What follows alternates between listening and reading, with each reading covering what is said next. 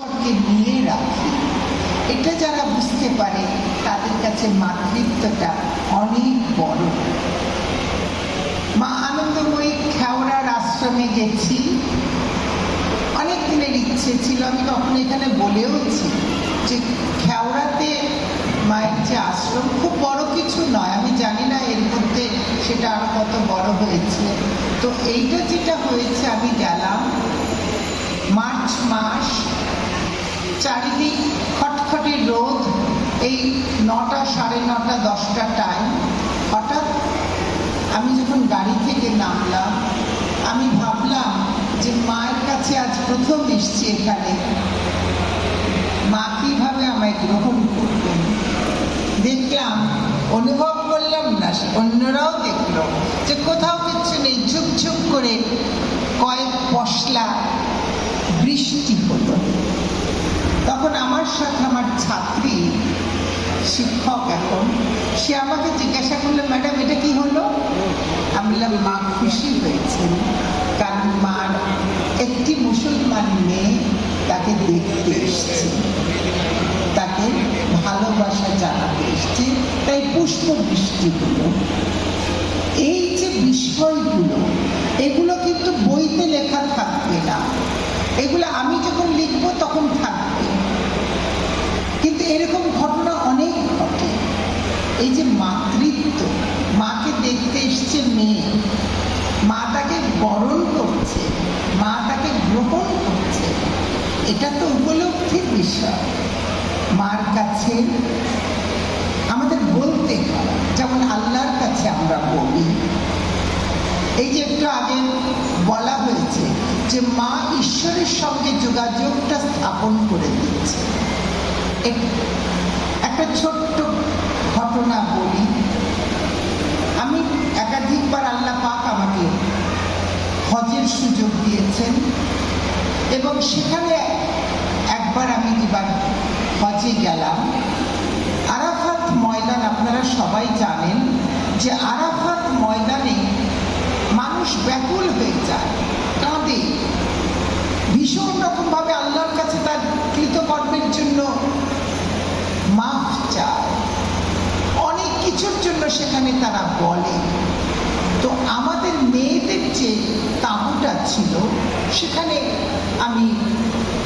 আমরা সবাই নামাজে ব্যস্ত, কারণ আপনারা জানেন হয়তো জোহর আর আসরের টাইমে একসাথে নামাজ আদায় করতে হয়।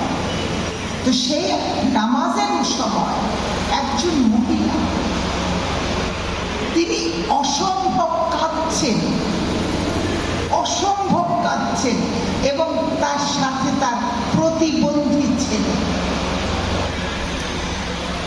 সবাই বিরক্ত হচ্ছে, কারণ মনোসংযোগ করা যাচ্ছে না, কাঁদছেন উনি, চিৎকার করে বলছেন, আল্লাহ তুমি আমার ছেলেটাকে সুস্থ করে দাও, আল্লাহ তুমি আমার ছেলেটাকে সুস্থ করে দাও।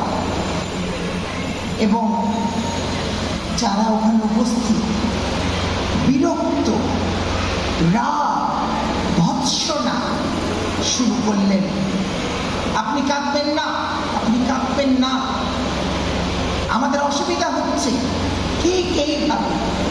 আমি জানি না সেদিন কোথা থেকে শক্তি এসেছিল, আমি নামাজের মধ্যে বলে উঠেছিলাম, ওনাকে কাঁদতে দিন,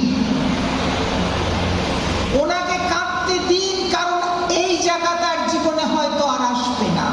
আমরা কেউ প্রতিবন্ধী বাচ্চা নিয়ে আল্লাহর কাছে কিছু চাইতে আসি নাই।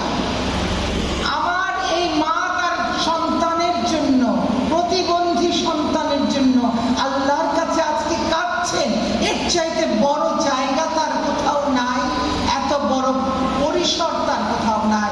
মা গো, তুমি কাঁদো। এই হচ্ছে একটা মায়ের শক্তি। এই মার কাছে আমরা যারা সন্তানরা আছি, আমরা কত ভুল করি, কত ভুল আমাদের আছে। আমরা কোনো না কোনো ভাবে সবাই কিছু না কিছু প্রতিবন্ধী, আর মা আমাদের জন্য কেঁদেই চলেছে। এই যে মিলানো, আমি আমার ধর্মের সাথে মিলিয়ে নিয়েছি যে আমরা ভুল করছি,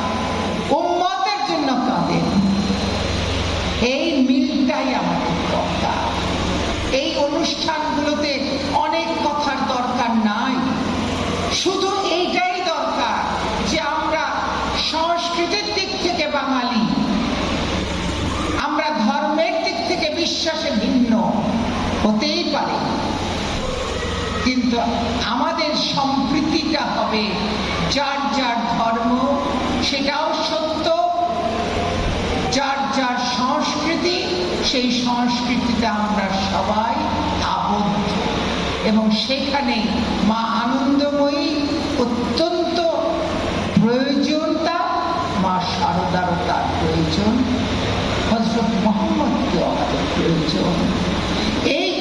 এই বিষয়গুলো যদি আমরা আত্মস্থ করতে না পারি, মুখস্থ করলে হবে না, আত্মস্থ করতে হবে। এই আত্মস্থ যদি করা যায়, যদি মনে করি যে খেওড়া গ্রামে আমার মা আনন্দময়ী জন্মেছিলেন, তাকে যদি ভালোবাসা যায়, তাহলে ওই ফেসবুকে